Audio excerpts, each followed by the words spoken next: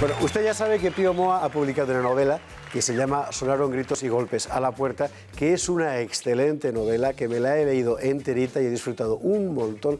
Y además me ha dejado muchísimas preguntas sobre nuestra guerra y la inmediata posguerra, ese periodo tantas veces deformado de nuestra historia reciente, que es el contexto de la novela de Pío. Y aprovechando que Pío está aquí, claro, yo querría preguntarle por cosas que están en la calle, que la gente comenta y sobre las que es preciso deshacer tópicos. Cosas respecto a ese ambiente temporal de Sonaron golpes y gritos a la puerta.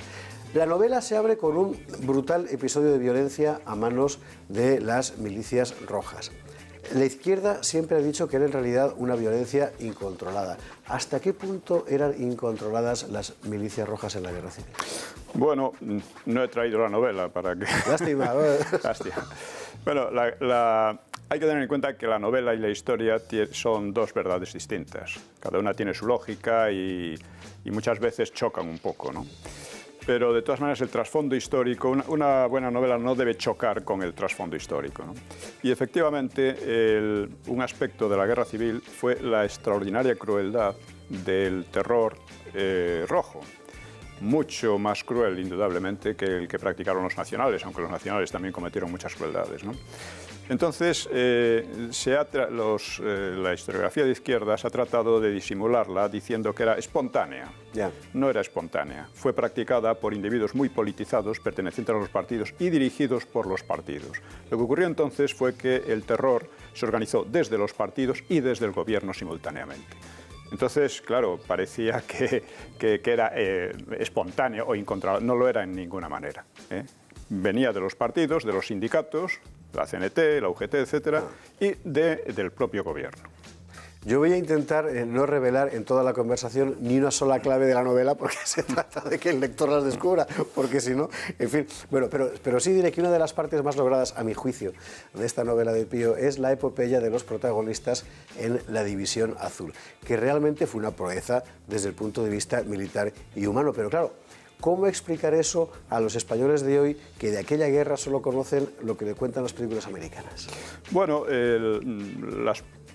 digamos que lo que hablo de la División Azul está basado casi todo en testimonios y datos, claro, novelados, ¿no? Pero en testimonios de memorias, etcétera, ¿no? Y sobre el significado de la División Azul, pues alguien bien informado me contó que cuando vino Helmut Kohl a España, pues quiso ver el Alcázar de Toledo y allí le sirvió de guía un coronel.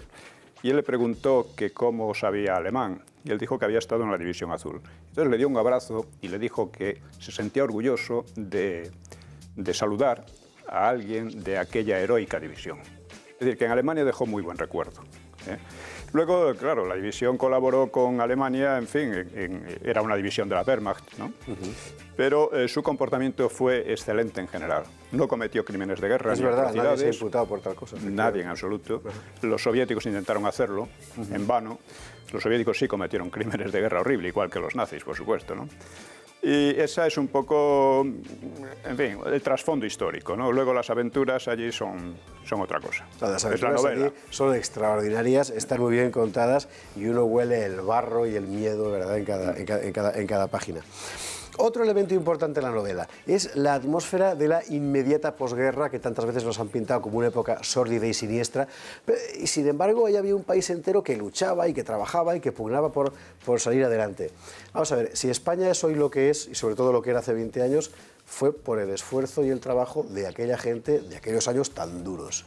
¿Cuándo estaremos en condiciones de reivindicar su esfuerzo? Bueno, es necesario reivindicarlo porque si no se comprende que lo bueno que tenemos hoy viene del esfuerzo de entonces, aquella fue una época muy dura, muy violenta, que es lo que recoge la novela, en la cual hubo unos retos muy fuertes.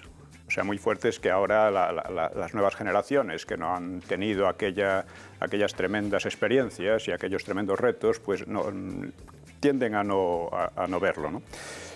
Digamos que ahí se ha creado un mito, una falsificación que lo es solo a medias, presentando aquella época como muy cutre, muy miserable, muy tal, lo cual en alguna medida es cierto, pero solo en alguna medida. Es decir, lo que Cela cuenta en La Colmena y otros muchos que han creado ese realismo cutre. Pero es como si ahora hacemos una novela basada en los drogadictos, en la gente destrozada que vemos por la calle, etcétera, y decimos que esa es la realidad de nuestra época. Pues es más amplia la realidad que eso.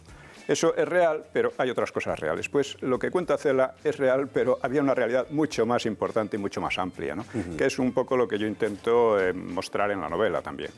Una última pregunta sobre otra parte importante en esta novela también, el maquis, es decir, la guerrilla antifranquista. No nos queda mucho tiempo, pero sí que querría preguntarte, sintetizando, ¿idealistas románticos o bandoleros? Las dos cosas. Hubo de las dos cosas, indudablemente. El maquis fue un montaje del Partido Comunista que tenía unas condiciones excelentes para desarrollarse, pero que no se desarrolló debido a que la masa de la población no lo siguió en ningún momento, a pesar del hambre y de la miseria y del aislamiento internacional. La gente no quería el maquis, no quería el comunismo, no quería la república. Esa es la realidad y por eso fracasó. En el libro, en la novela, el episodio clave es algo que ocurrió en la realidad, pero no en Galicia, como allí se pone, sino en Asturias y en otro año. Pero básicamente es lo mismo. Fue una emboscada... No digas nada porque eso tiene que descubrirlo.